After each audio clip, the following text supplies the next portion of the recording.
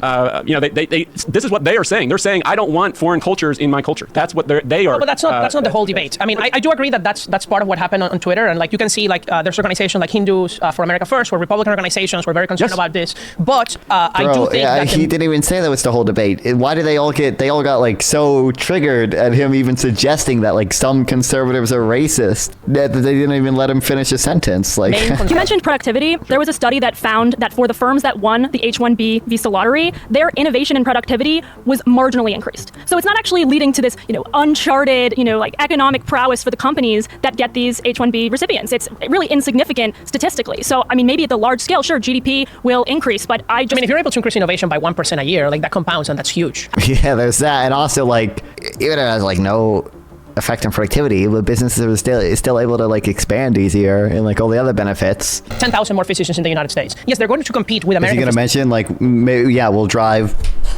skilled labor down a little bit, or we're actually going to increase low skilled workers' pay because we're driving demand up for the services without competing with them on the labor market?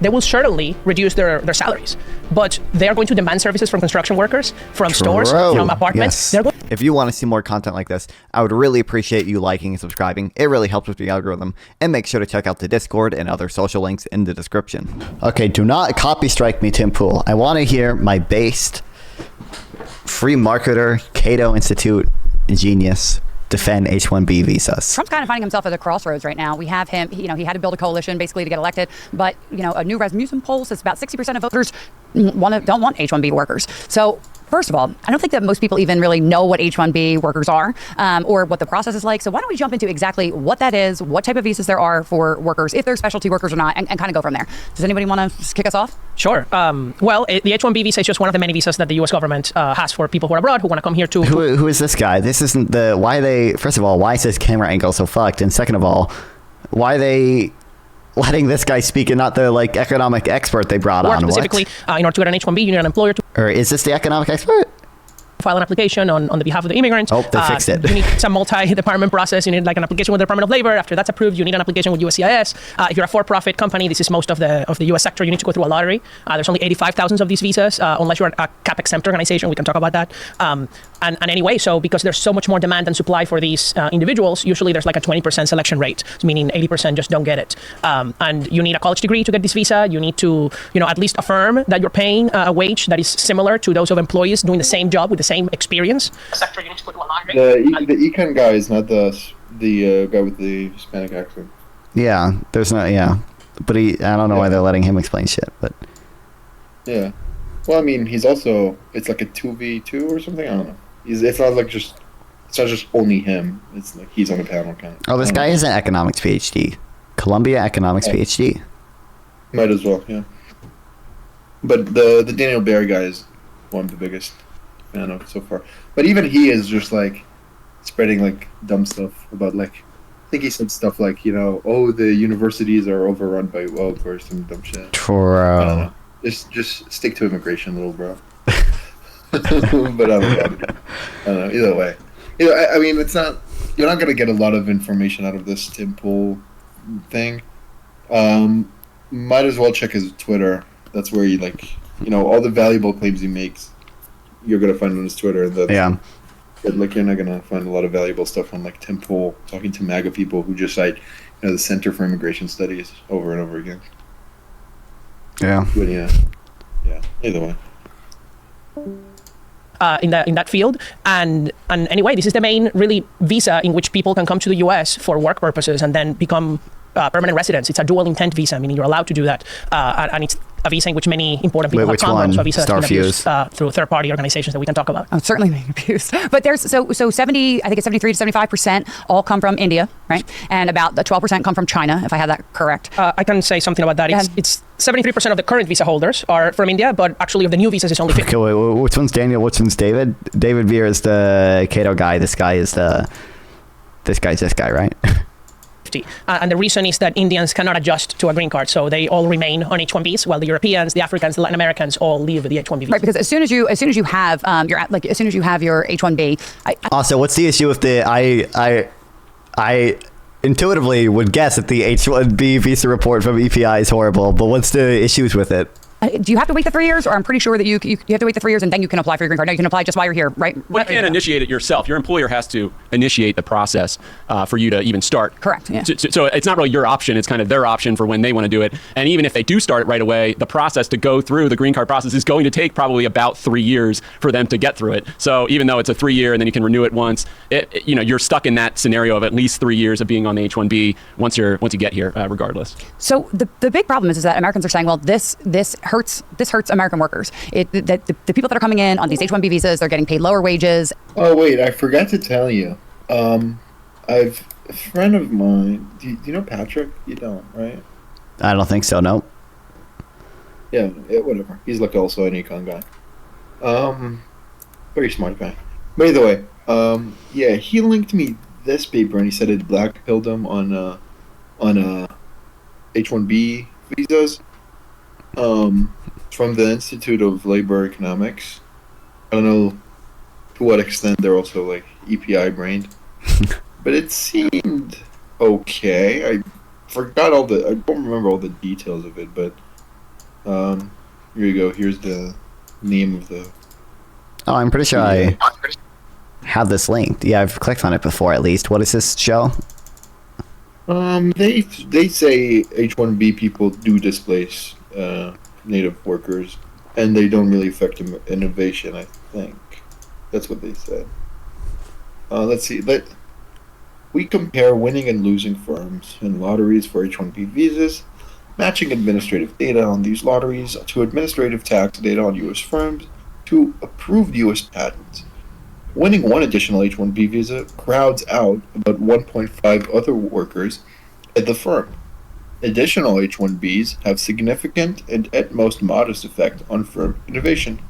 More general evidence from the universe of U.S. firms and the universe of H1B visas using alternative estimation strategies is consistent with these results. Firms that hire H1Bs grow faster and innovate more because they are different in other ways from firms that do not. So it might not be a causal thing, it might be selection bias. Yeah, I have this in here because No Opinion linked it in his article. He said it's possible to find papers that conclude that H1B workers displace similar workers, but at least he says they're few and far between. And he says, I don't know if the study does this, but it's it's easy to see like in theory why it could happen, but like basic models, ignore things like clustering effects that might actually. I don't know if this paper talks about clustering effects, but like obviously. If there's clustering effects, that might complicate like the basic model of like crowding out, Yeah, we cluster. I mean, I'm looking up the word cluster. We cluster standard errors at the firm level. Additionally, the R&E accredited results tend to be clustered around zero or somewhat negative. Standard errors are clustered by firm. Standard errors are clustered by firm. Standard errors are clustered at the firm. Okay. There's that. Also, this is a different. I care about the net aggregate effect, right? Yeah, It might very well be that hiring an immigrant, maybe because they're more efficient, maybe because of other stuff, crowds out more than one job at the firm. But presumably, if we have efficiency gains, that's going to create jobs elsewhere in the economy. And that's why, I don't really think within firm studies are just going to be the most informative guy. But I don't know. My friend told me he's totally blackpilled after reading the study, and I'm like, totally blackpilled, really? Yeah, he was. Yeah. But he's like a left-wing guy that is sensible. He would somehow read a lot of Marx and Straffa and all that. Straffa is okay. I just don't like Marx. And but he'll be pretty correct on most stuff I talk to him about. So whatever. I'm not aware of what argument he gave specifically, but I saw he came out against it, against H1Bs, yeah. But it's an indicator that they're done. But but either way, can you send me the no opinion thing you talked about? Yeah. Yeah. Okay. Okay, that's interesting. But yeah, either way, it's also recent. It's from March 22. Okay. Thank you.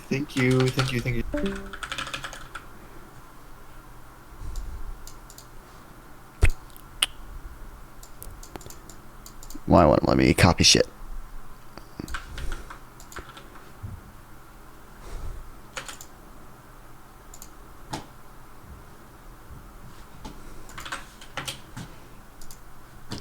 Oh yeah, that's a theoretical model or whatever. But. And it's competing for American jobs, and that it's not the best and the brightest, that it's being abused. So what we really want to know is, what are the merits of this? Is that true? Are they competing for American jobs? And how do we solve this dilemma that the people clearly on X are saying? Well, I don't think it's just that group, right? I mean, you have I would call them the Stone Age conservatives who want to make everything themselves, and because that's what we did in the Stone Age, or because they don't understand economics. But you also have this other group, I would call them the snowflake conservatives, who are just offended at the idea of ethnic and religious and cultural diversity in the United States. So I think there are more than just. I don't think that's a big part of it. I want to push back on that. I mean, I get that all the time. I get that all the time on X and get that Twitter. from the left, but like that's not how those people actually are. I do think it's a Really? fallacy I don't know. just call these people racist and bigots. Oh, whoa. I didn't say they were racist and bigots. I just said they were offended by the presence of people who have ethnic and religious and cultural, this is what they are saying. They're saying, I don't want foreign cultures in my culture. That's what they are. But that's not the whole debate. I mean, I do agree that that's part of what happened on Twitter. And like you can see, like there's organizations like Hindus for America First, where Republican organizations were very concerned about this. But I do think that he didn't even say that was the whole debate. Why did they all got like so triggered at him even suggesting that like some conservatives are racist, that now they're like that they didn't even let him finish a sentence. Like, main concern from average people more points. is that it's an economic concern, and you see that we have polling at the Manhattan Institute. I don't disagree that it's the main concern, but the thing that touched this whole debate off was a Trump appointee, right, who was Indian, and so that's what launched this whole thing. So the idea that it's purely about policy disagreements or economics even is, I just don't believe that it's totally about those things. But I do think, so there's those two groups, but then you have the American First market conservatives like Daniel, like Musk and Vivek, who want to see the United States be the most economically prosperous. If it displaces 1.5 workers at the firm level, couldn't it be that they're just as productive as 1.5 native workers would be? It could, yeah, it could be, yeah. Like, obviously, we should care more about the aggregate, and like if we're seeing overall productivity gains, is probably a net benefit, even if some workers in the tech sector are crowded out. Vibrant place on planet Earth who want to bring people here who are going to contribute in a significant way. Well, I think he did mention it didn't necessarily find that they actually increase innovation or whatever. Outnumbered, and they feel that they are outnumbered, so they're constantly making concessions. Oh, they've been beefing about the fiscal impact of immigration for a while, damn. To these other groups, and you see it with Elon initially starting out saying really bold. Daniel would at least say that H1B and like high skilled immigrants are a fiscal positive, right? Aren't they? Or does he dispute that like high skilled immigrants are usually fiscal positive? Or go to my grave defending this, and then he dials it way back and says, well, I really only want the 0.01% of the people who are coming. So they constantly feel like they have to make concessions to these other groups, but I don't think they should be making concessions. They are right on the economics and on the cultural issues, and these groups have proven themselves that they will never be satisfied. If you look at the U.S. skilled legal immigration system, it is the most restrictive in the world. We're rejecting over 70% of the applicants for H1B visas. If you look at the share of the green card backlog that gets... I would imagine that's not going to come up here, because presumably if you're making $60,000 a year and you only live here for 6 years or whatever, although, I mean, you can't apply for the green card, they said, or your employer can, ask for it. No shot that you have a negative fiscal impact, right? Like a green card every year, it's only about 10% of those are even accepted. So we already have an insanely restrictive legal immigration system. So I don't think Musk and Vivek should be conceding anything.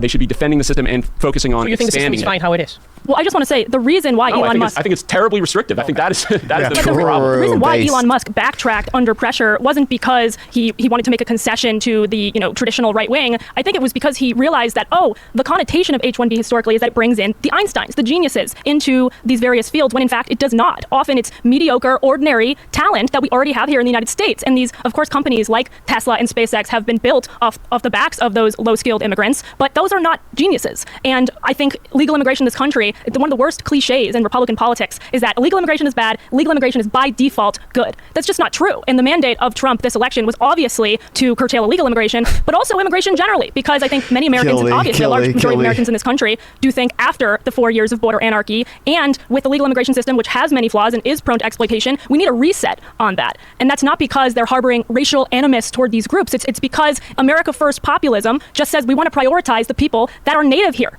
whose multiple generations that are in in this country that built it. That's their legacy. And so I do think it's a kind of a misnomer about the motives of the people who are advocating for how are we still hung up on this racism point, bro? Dog, kill me. Reduction or just a reanalysis of it. And the other thing I'll say is that there was a study in the Center for Immigration Studies that showed that foreign educated workers tend to be less skilled than their American counterparts, which raises the question. Like educated abroad. Yes, and the study was based on test results on computational ability, literacy, as well. Also, we're citing the Center for Immigration Studies nonstop, obviously. But well as like just a third category. I think this is too pasty economy versus too average Twitter. No, I think chat told me the Daniel guy is going to disagree with the pro-immigration guy. So I don't know if we'll. If it's just two PhDs versus Twitter people. Comprehension. That'd be funny. That'd be based though. And it showed that across the board, foreign educated, immigrants, as well as U.S. educated immigrants, underperformed the Americans, which, begs the question, if we are looking at these people as highly skilled, should we be? Because when you compare them to Americans who have similar educational attainment, they're underperforming. Okay, so what I will say here is that I do agree that this cliche of legal good, illegal bad is a bad distinction. I think what, the real reason or the real debate should be what kind of immigration policy do you want? But I do find it concerning that we're focusing on a population of immigrants who is English speaking, makes on average over $118,000 maybe it is. Here. Daniel's in the middle? Wait, what? I thought this is Daniel, right? Are there two? Has no crime. I mean, can anybody name a crime from somebody who had an H1B visa that brought Melania Trump, Elon Musk, Jensen Huang, important CEOs and founders? This is a problem with problems that we can solve very easily, by the way. But when we have a population of, say, parents of U.S. citizens that come here on green cards, 150,000, not 85, 150, who come here in their 50s, work 10 years as, say, low-wage jobs, then collect Social Security and Medicare that is bankrupting this country. And yet we're focusing on a population that is tiny, that is relatively higher skilled. I think we should call this a day and just say, we just are going to pick the highest wage offers of the H1B visa. We're not going to pick all these Indian tech outsourcing firms that exploit these Indians in India, and they tell them, you have to pay me a fee in order to get you on the lottery. And that's what they do. And the lottery is what makes it prone to abuse. The fact that it's just this pool, and we're going to pluck out of this pool rather than allow employers I don't know anyone who's in support of the lottery, actually. Most people, say that, we should we shouldn't just randomly pick them. We should take the highest skilled ones, compete. Or just remove the cap altogether and just let as many come in as we want. As long as we fix the issues with maybe there's some companies that are able to exploit the H1B and bring in not high skilled workers with it, because they're contracting chefs or whatever that are able to get in, but for the highest salary. Isn't that a way to determine whether these people are in fact brilliant? Absolutely. Is by letting the employers compete. And Trump proposed that in 2020, and the Biden administration promptly undid that, which tells you a lot about the Biden administration.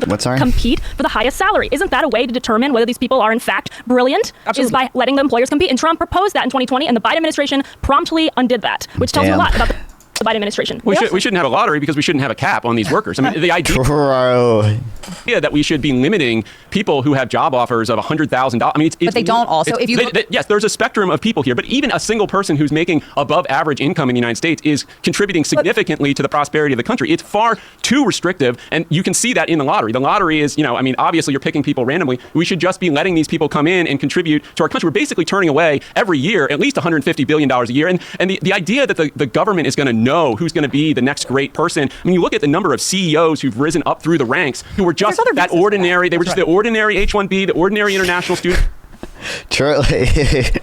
I must find a way to do information problem memes everywhere. True, though. I mean, Musk was the ordinary international student, except he overstayed his visa and violated the rules of immigration law in order to start his business. But the idea that the government is going to know, this person's going to be the next important founder of the next great company, it's just ludicrous. And Elon Musk would have passed that academic proficiency test that I mentioned. He would have knocked that out of the park. I mean, who cares about some standardized test? Look at what the market is saying. Well, it does matter, though. It does matter, though. Because if you just allowed anybody to come to the United States, you have 1 billion people show up at the door. What are we talking about anybody? I mean, we're talking about the H1B visa. The H1B visa. But you're also talking about. I'm going to jump in. Half of the world would prefer to be an Uber driver on welfare in the United States than living in their country. Hold on one second. You still have to realize that there are different. So there's different wage categories for how many years of experience, and the first category is zero to 2 years experience, and they can make from I think it's 39,000 to 50,000, something like that, right?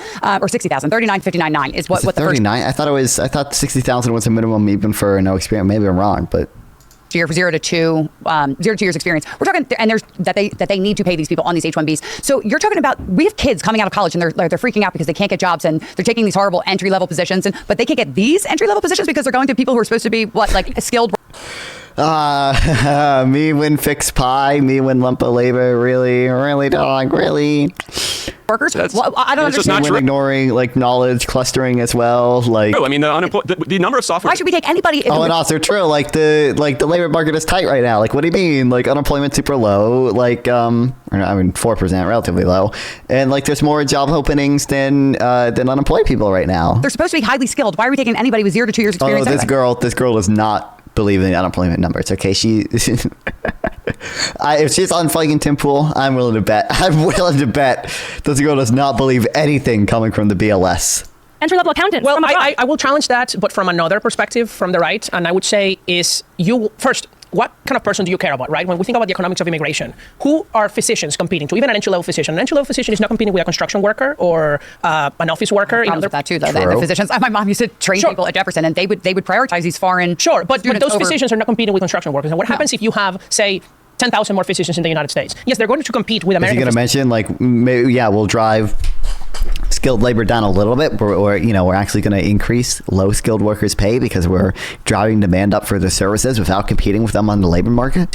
They will certainly reduce their salaries, but they are going to demand services from construction workers, from stores, from apartments. Yes. They're going to So raise the Americans. wages. Yes, they're going to raise the wages of the working class and depress the ones of physicians. And maybe that's a good trade-off. But no, when you have medical schools saying, okay, we only, like Jefferson just had, right? We only admit this many anesthesia students, say, right? And so you look at their grades. We have a girl from Penn. She has a 4.0. She's doing great. She doesn't get in, but the people from Iran were prioritized, Well, right? You know, the people who are these really being things. prioritized are the DEI stuff. Okay, so true, that's true. But It's these people something are coming else. over on specialty visas to even be here to study like that, right? And so now that person who could have, been at Jefferson now has to go to maybe a lesser one, and it affects, where they get placed. Yeah, this is a bigger problem. Like, we limit the number of residencies. Like, Right. the American Medical Association I was lobby. going to say, this is like an occupational licensing problem. Like, this is a AMA increasing the price of doctors. Like the AMA problem. Like, why are we giving it salaries to high? we make it way too hard to get into medical school here. Practically, Farm work at all. many of the H-1B recipients are programmers, like cheap, That's right. basic programmers. Okay, so that's the STEM field. Why There's the STEM. would we recruit for the STEM field if we don't have a shortage? Is what the advocates of H-1B will say. Do we have a shortage of STEM workers in America? Unequivocally, no. There is no evidence that we have a shortage of STEM workers in America. In 2022, I don't know. there were, I think it was 17. We also I like the national security argument. I don't think anyone here on the podcast would make the national security argument. China has 17% of population. We have 4%. China's naturally going to have a higher skill pool than us.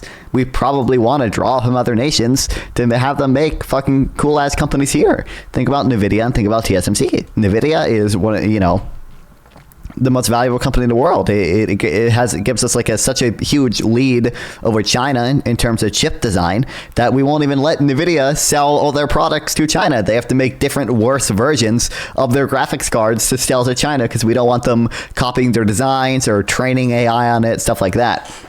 That was a company founded by an immigrant. Jensen is an immigrant. He came over here when he was pretty young. His dad is also an immigrant. And he founded this company here. TSMC, its founder, is also an immigrant, but he moved to fucking Taiwan to make his company, right? Imagine if he made his company here and we were actually making the cool ass semiconductors that we need to make here rather than in Taiwan, which could potentially be invaded by China and fuck our shit up, right? We want these people making companies here. That benefits America both in terms of economics, obviously, and also in terms of national security.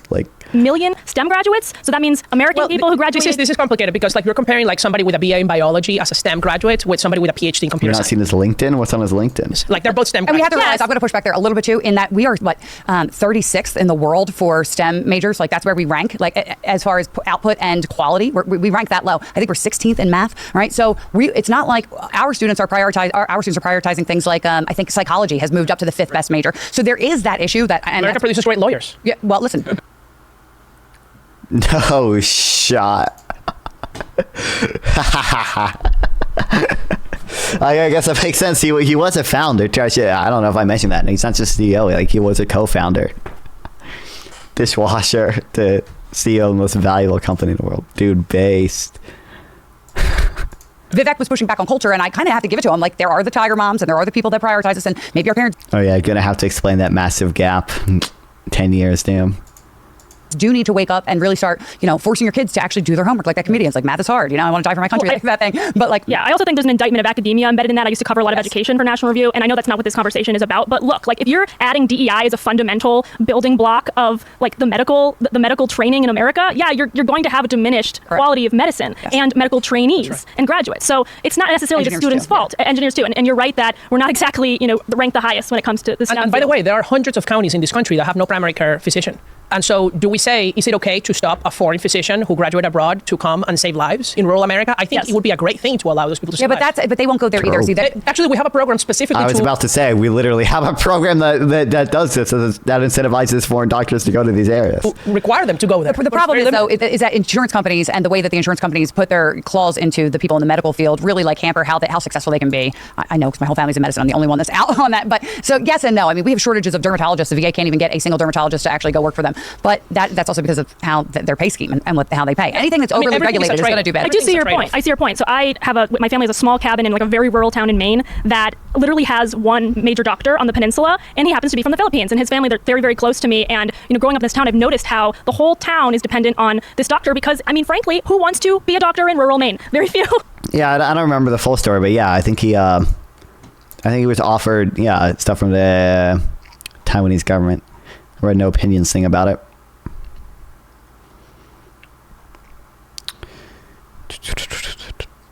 Immigrant who born in China before moving to the U.S. worked at working at Texas Instruments, and then later he moved to OTI rejected. Very few people. There's a huge brain drain out of that state all the time, and I've seen the impact of his work and service in a place like that.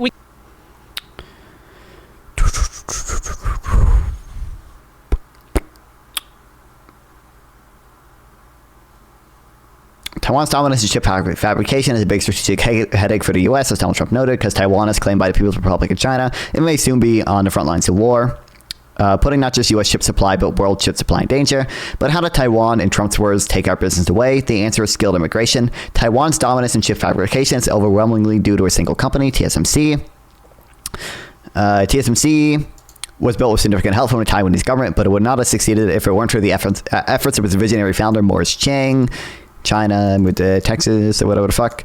He stayed at TI for 25 years, improving their fabrication. But after being passed over for a promotion, oh wait, what's the country code for? Wait, hold on. I realized I might have read your message wrong, and I'm trying to figure out if I'm stupid. No, what's the text, is it TW? Damn, because you said TI, and I was thinking Taiwan, not Texas Instruments. But now I get what you're saying, yes. Can have more people like that and not have like programmers making $50K a year that are working for hire through third-party companies. I think that's kind of like the solution. Graphic designers should look like. It was, I think Patrick Bet-David was one of the people that was speaking out the most about it. And then when they went and pulled up the H1B records for him, he's got a graphic designer making about $45,000. I was like, I know so many graphic designers right now that are lining up for jobs that can't wait to get them. And so what are we doing hiring graphic designers to do thumbnails for Patrick?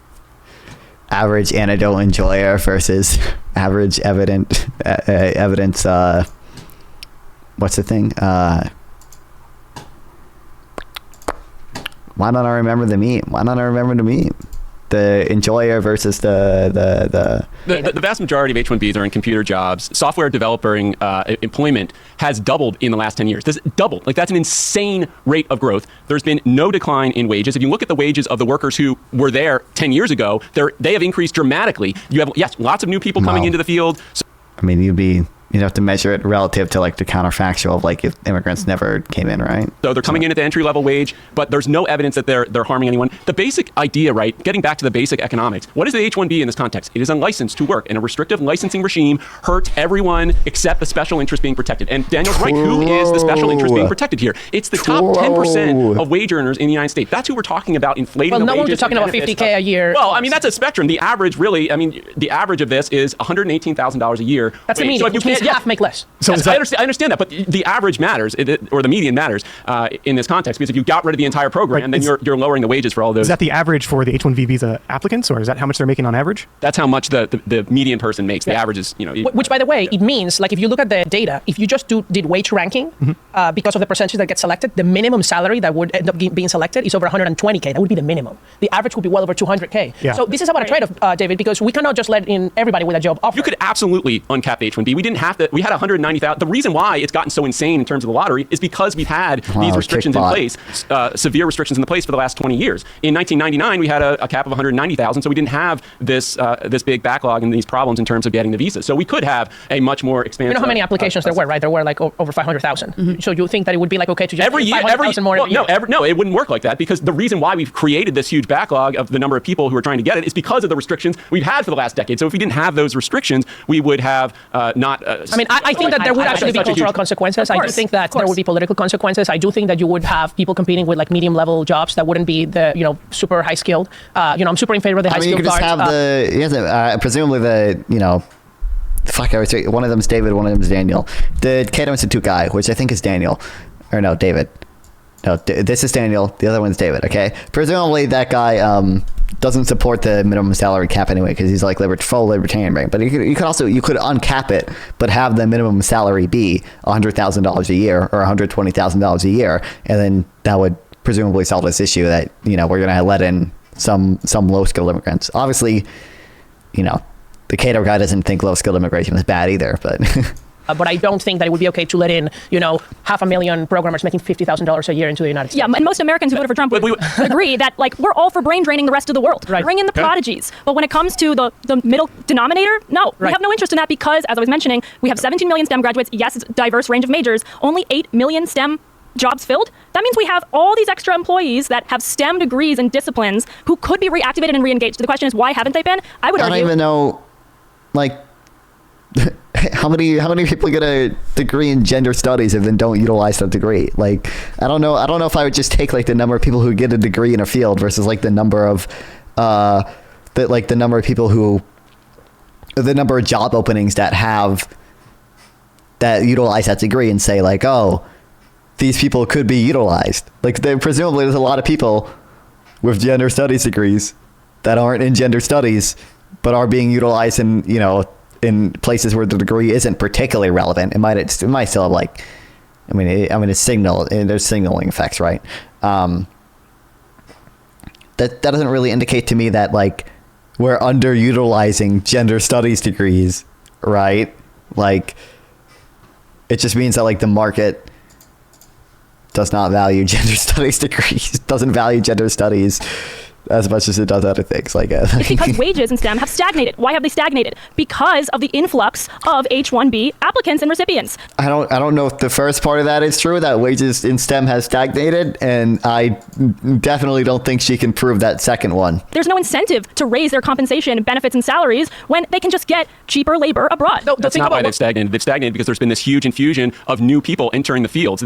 It's like my public school down the street. The average height of the student fell when they increased the number of classes. You won't believe why. It wasn't because the public school teachers were chopping the kids' feet off. It was because they added an elementary school onto the building. The same thing is happening with the wage distribution in these fields that have, as I mentioned, doubled in more people are graduating college. So more people are graduating college and going into these fields, which is a sign that the system is working. The wages are encouraging people to go into these fields. For every increase in foreign employment in software development, there's been 2 Americans drawn in to. But I do think, David, that you're ignoring that there is a trade-off. And certainly when you have more people of a specific skill level, you are going to, in the long run, depress the wages of that skill level, but you're going to increase the wages of other skills levels. So when you say, we don't need more STEM graduates, I think you're right. You would increase the average. It's not even also. I mean, there's a trade-off between the high skill and low skill worker things, but also there's a lot of all the STEM shit in technology sector stuff is a knowledge-based industry. It's very knowledge-based. The reason, and there's clustering effects. The reason all the cool companies are set up in Silicon Valley is because all the super smart people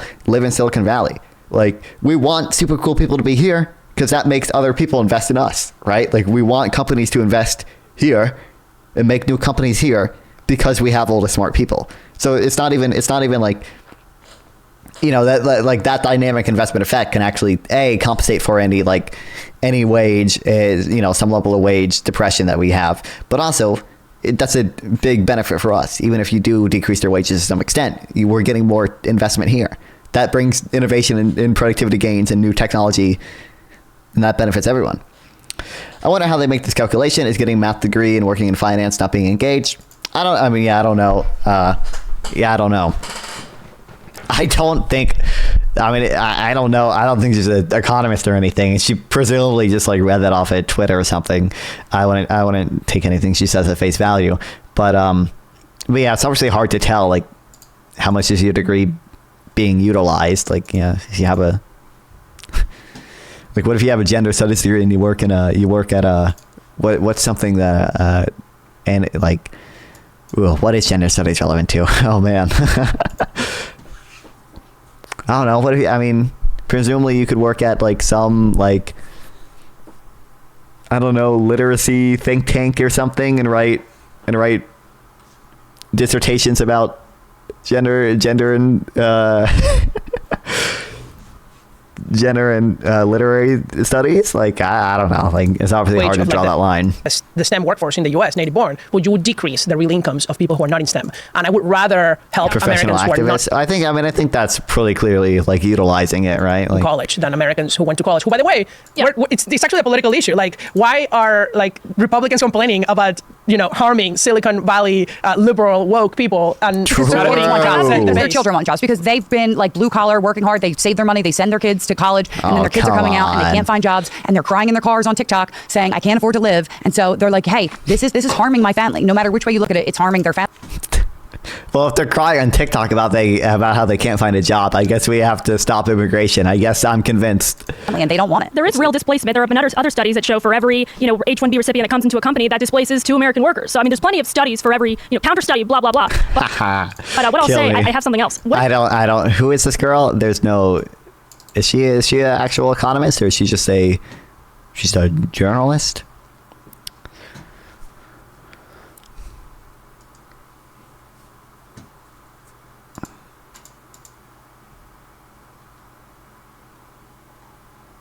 I mean, presumably she has some education. If she's actually on, this looks like Fox News, right? Yeah, Fox Business. Oh, Fox Business. So maybe she is an economist.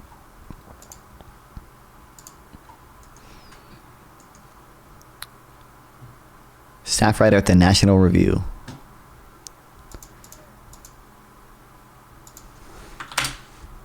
Oops. About the national security counterpoint. So, all right, a lot of these recipients come from China and India. Oh, they're talking about national security. Oh, wait, is she? Oh, I thought. Oh, she's saying national security is a negative because these people are coming from China. Really?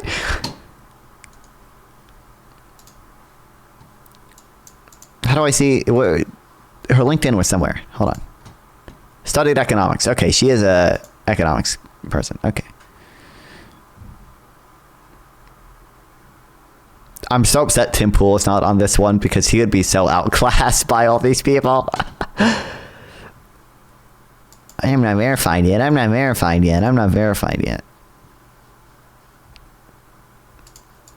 Our STEM workforce, which is the highest foreign-born percentage, I think Hard to find anti-immigration economics except for foreign-born in STEM. Do we really want our STEM field dependent on foreign labor? As we enter this new era of geopolitics with China as an adversary, especially, I mean, that's a I think it's a good concern. Where I'll say, China, different issue than India. Sure. But I will say is it though? Because aren't they kind of like no, it's not. I mean, thinking about. They're both Asian. They're all the same. It's actually all the same. What? I don't think we have nearly as hostile relations with India as we do with China. Really? Like, India's not aligned, but they're not exactly they're not like a super close ally, but they're nowhere near China. Are you kidding me? No. They want to destroy the United States. The Indian government doesn't want to destroy the United States. Like, it's fundamentally different. You'd be surprised. I'm just saying they have been making a turn. From what I've heard, India has been making a turn to China, given some of America's policies. Isn't Modi best friends with Trump anyway? Well, for now, yeah. I would definitely say for now. For national defense, I'm highly suspect about anybody who lives outside the United States working for defense contractors because they are privy to a lot of compartmentalized information that if does get out or get sold back to China. Don't you need to be a U.S. citizen to work? Yeah, but what they do? There are other things to get around that, right? For right now, what they're saying is we have these big companies and they make the software. I think one of the largest companies. Shouldn't we want to steal Chinese engineering? Yeah, I know. When she said national security, I thought she was going to bring up my talking point. Shouldn't we want to have like more high skilled workers in China, but I guess we're like so concerned that like Indians or H1B Indians are trying to destroy the United States. Like, really? Like, built like that does H1B recipients. It has to do with the people who do the cloud Azure or whatever it is. And so they. Okay, I don't know. Oh my God, did they talk about H1B the entire time? What, the cloud? Yeah, Azure cloud. Microsoft Azure. Microsoft, right. So they're one of the biggest H1B employers. And what they do, though, they have a lot of contracts with the U.S. government. What they do, though, is they compartmentalize this, right? So they'll start building parts of the code, and then they hand it off, and then it gets specialized through our Department of Defense. However, if you're building the original base to the code, then you know how to get around it, too. Yeah. Not saying that happens as much because, like I said, our own team of U.S. citizens in the Department of Defense really works with it themselves, but still, they're building the foundation for that code. The Trump Defense Department in 2020 wrote a report about this, and they said that the lack of STEM talent in the United States, specifically with computers, is a direct threat to the self-determination of the United States, because if you cannot control the future of artificial intelligence and these other technologies and technological growth, then you are beholden to whoever is developing that. And China is graduating right now twice as many STEM PhDs, specifically in computer science fields, than the United States is. That is, a direct threat to our geopolitics. So of course, it's a benefit to the United States to, look, we don't need to hire them directly in the US government. We can just free up a lot of the people who are in the private sector right now who are US citizens to be attracted to these government jobs where they need to be working on the type of defense projects that we need them in. So having a larger labor force in this is absolutely a benefit to our national security, even the Trump defense. Though I would also say there is a lack of vetting that is enough, and I'll give you one story. So I had one Chinese student one time ask me like for advice to get like a job or something. She sent me her resume and wanted to meet up, and I see the resume. What was the top experience thing? Organizer for the Chinese Communist Party. Are you kidding me? I'm not going to help an artist. She volunteered the information, and I'm just thinking, what is the State Department doing when they're granting visas that you do? Somebody who proud to be an organizer for the CCP. So I do think, I don't want communists, I don't want adversaries, but I do think that the brain drain is a trade-off. So yes, you do risk something with that. U.S. citizens are also bribed to give information to foreign countries, by the way. This isn't just like an immigration problem. This happens all the time. That's true as well, yeah. But there is a trade-off because you do not want to be dependent on China for chips. You don't even want to be dependent on Taiwan for chips, right? And this whole issue that we have foreign policy is because we can't build it here. And part of that's their neon too. I mean, the Ukraine and Taiwan are the biggest producers of neon. So no, but Taiwan has TSMC. We import all our high quality chips from Taiwan. I don't know. And the solution that the Biden administration did was let's just give hundreds of billions to these companies with DEI conditions, by the way, and all these stupid things. And then extra they base, can't even double base, DI based. open because they don't have the Taiwanese.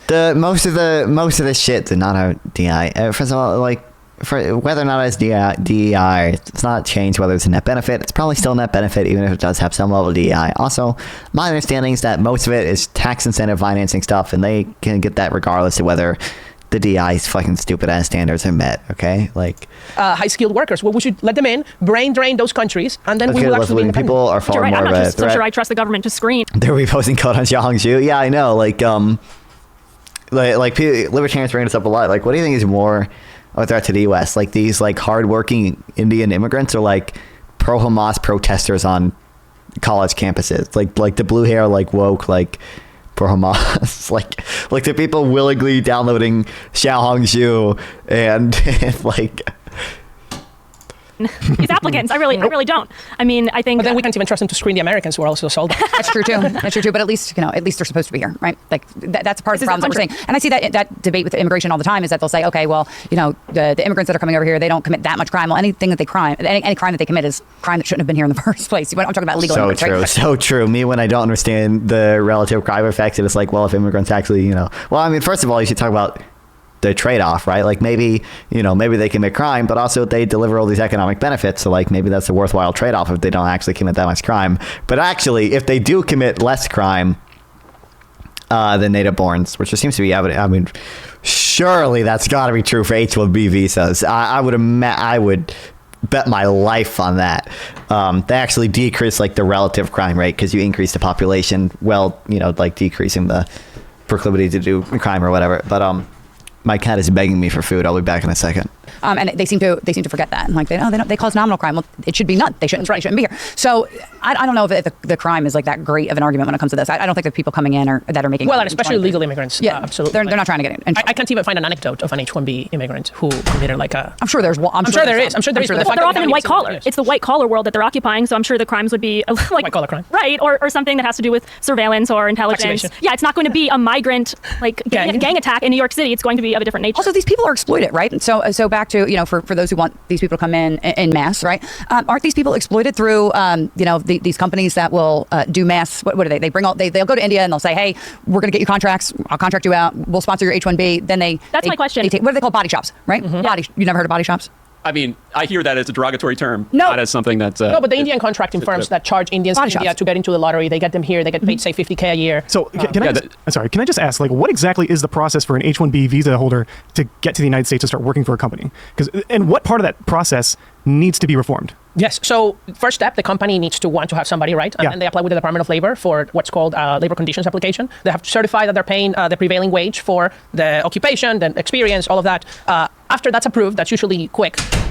They apply with USCIS. Even though, and this is where the whole misinformation happened on Twitter, everybody was using the LCAs, the labor applications. Right? When God, I remember on the layoffs things. I remember fighting with Isaac about that in our DMs. It was like, have you heard about companies that, like lay off all these people and then like hire immigrants? And it's like, one, I haven't seen stuff that suggests it's actually a large scale issue. But like two, based. What do you mean? Based. I love mass layoffs. I am evil. I am neoliberal and will defend everything that is evil and hate everything that is good. Okay. They're not talking about exploitation. Do they ever ask the Indian workers? I mean, I think there probably is an issue with like the visas not being instantly transferable. So it's, but I mean, like, yeah, obviously most Indian, I mean, first of all, like the only thing worse than being exploited by capitalism is not being exploited by capitalism, guys. Like, you're providing the Indian a job opportunity that he wouldn't have had otherwise. Like, do you want him stuck in India with a lower productivity, lower paying job where he's arguably exploited more? Like, approved LCA doesn't mean you have an approved H1B. It just means you're approved to apply for an H1B. And then USCIS, the immigration agency, can approve or reject your application. They say, no, this wage is too low, or this wage is not good, the location is not approved. Is there a background check? Yeah, there's biometrics and all of that. Biometrics too? This is so far without a visa yet. Like, this is, the labor conditions is not for a specific person yet. Then you do the actual application with immigration for the person. If that's approved, right, and they're abroad, they go to a consulate. If they're already here, say an international student, that's very common, they just change status. And they were already vetted before they came here as an international student. Yeah.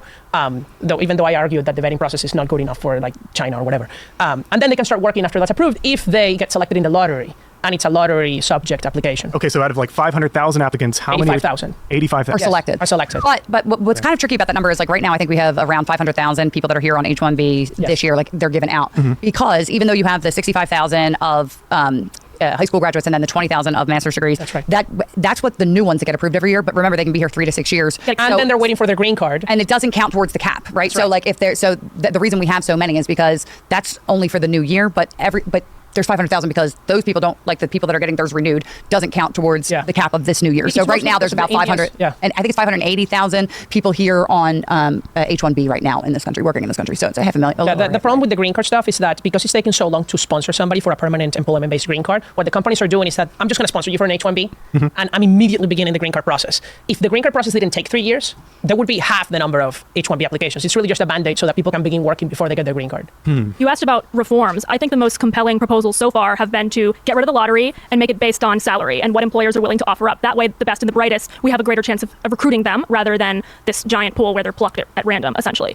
Mark Krikorian laid out an interesting compromise in Compact magazine, which ideally would appease both factions of this conflict, the tech right and moguls like Elon Musk and all of the other Silicon Valley people, and then the MAGA populace, which is to end a good chunk of the chain migration that we have, which is essentially, if your relative is here, that makes it easy for their relatives to come over to the United States, as well as visa lotteries, which is different from what I understand. Let's have a compromise between the people who have never taken an economics class in their life and people who are PhD, like people who at least understand like the fixed pi fallacy. Okay, like really, like no.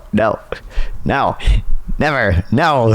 Diversity visa lottery. It's literally called diversity. We have DI in immigration for decades, and people weren't thinking about that. Right. So we have that, and he's proposing that we cut into that as well and replace a number of those spots with high-skilled immigrants. So that way we reduce the overall level of legal immigration while increasing the skill level of the immigrants that we are taking in. Look, the biggest problem with the H1B is how restrictive it is for the worker. So when they get here, it's very bureaucratic for them to be able to go to another job. They can. Many of them do change jobs, but it's very bureaucratic and limits their options. So what that does in the free market, you should be directed to the highest productivity use of your time. Whatever you think is going to be the most productive use of your activity, you should be directed to that by the wage in the market. but that doesn't happen as well as it could in the H1B world because of the restrictions, the fact that, that every employer, in order to hire you, has to go through this government bureaucracy every time and pay, $15,000 a pop to be able to hire you. It really limits the options and the availability. It also prevents you from going out and starting your own company, which is a very important contribution. So if we really wanted to change the H1B, we'd free the H1B population who's here by giving them green cards, ideally, but if not, just to say, look, you can work however you want, whatever company you want, start your own business. That would unleash their productive capacities more than any other reform. And look, coming up with these different schemes to limit it further and really only take this top slice of people, I mean, that's turning away hundreds of billions of dollars in economic growth and benefit to U.S. consumers and benefit to everyone who's not, making over $100,000 a year. So it's a real blow to the economy, and the government doesn't know who's going to become the next CEO of Microsoft or Google or Twitter. Number of people. I just think why not? Why can we not let in an unlimited number of college graduates in STEM who are going to make $100,000 a year? But that's not what you're saying. Yes, you're it is saying what I'm that uncap the H1B visa, in which half of the people make less than $100,000. Okay, that's their starting salary. That's their starting salary. Over the course of their career, they will be making a lot more than that. You mentioned productivity. There was a study that found that for the firms that won the H1B visa lottery, their innovation and productivity was marginally increased. So it's not actually leading to this, uncharted, economic prowess for the companies that get these H1B recipients. It's really insignificant statistically. So, I mean, maybe at the large scale, sure, GDP will increase, but if you're able to increase innovation by 1% a year, that compounds, and that's huge. I want to touch on something. Yeah, there's that, and also even if it has no effect on productivity, the businesses are still able to expand easier and all the other benefits. Also the statistically insignificant. I don't know. If the study, my understanding if a study says it found something, that relationship is statistically significant, right? Otherwise, it would say we found no statistically significant relationship. It has to find some statistically significant relationship in order for them to claim that they found it, right? Isn't that usually what they do? But also, yeah. That you just said real quick, and you said that it was hard for H1B visa holders to start their own business. Or even if the effect was one study amazing, yeah, but even if the effect was 0 on productivity, there's quite a few other benefits that we're probably getting that if we're not decreasing productivity, it's probably still overall net gain. Like that. You had Patrick Bet-David the other day arguing that, or saying that statistically, $50 billion startups, yes. the people that have the most billion dollars. You'd probably increase productivity in aggregate. Tim Pool isn't even in this. They got real economists for this one. What was I going to say? Oh, because of the clustering effects, you're probably, increasing investment in the U.S., increasing investment in U.S. tech companies, and that probably actually isn't is productivity increasing in aggregate, even if on the firm level there's no increase in innovation or whatever. If it isn't statistically significant, it is statistically not different from 0. Okay, yeah. Our startups, 55% are foreign born, right? And so, but they're not coming over on the H1B. Right? They are. They start their Well, you just said it was difficult. It's almost impossible for them to start a business, right? That's what you said. They do it after they transition. After they get off the H1B. But there's it's also important for that. That's what I'm talking about. The H1B is too restrictive. We should be accelerating their ability to start. Aren't they on though the investor visas, right? Because there are foreign investor visas. I believe it's what the EB5. Right. There's also the treaty trader, the E visas. Which, by the way, the EB5 is limited, which I think it's kind of silly, right? Why do you limit to 9,000 people a year the number of multimillionaire investors who create at least 10 jobs? I agree. I think that qualifies as Einstein category. Same with O1. Those are right. I know some people personally that are on O1, and I'm like, you're not that extraordinary. No, the issue with the O1, and this is why I prefer the wage ranking on the H1B. The issue with the O1 is that you're asking the government to determine what's extraordinary, and that sometimes leads to rejecting good applications and approving bad applications. Right? It's government officials. Too subjective to bureaucrats. It's very subjective. It's good to have that option. Can we privatize that? Can we privatize the selection of applicants? You kind of. Yeah,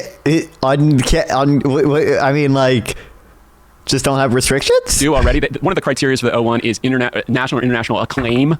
So you have to have a name out there. So you kind of have to go out there and get your name placed in publications and try to do interviews. There's a lot of writers that write for publications. And it's all kind of, it's, when you talk about, kind of scammy things, it's okay, that's whatever. That's not the wage is an objective thing. That is how much you are producing. But it's not perfect, because if you're making a bet on yourself, if you go into a startup and they give you 10% equity because you think this is going to be the next great product or innovation, then the fact that you have a low wage doesn't mean anything. That doesn't tell you really, from your perspective, you're betting on yourself. You're betting on that company to then become something very huge in the market that will make up for the fact that you have a low starting wage. So the wage ranking isn't perfect, but it's certainly better than kind of looking at whether your name got in the newspaper or something like that.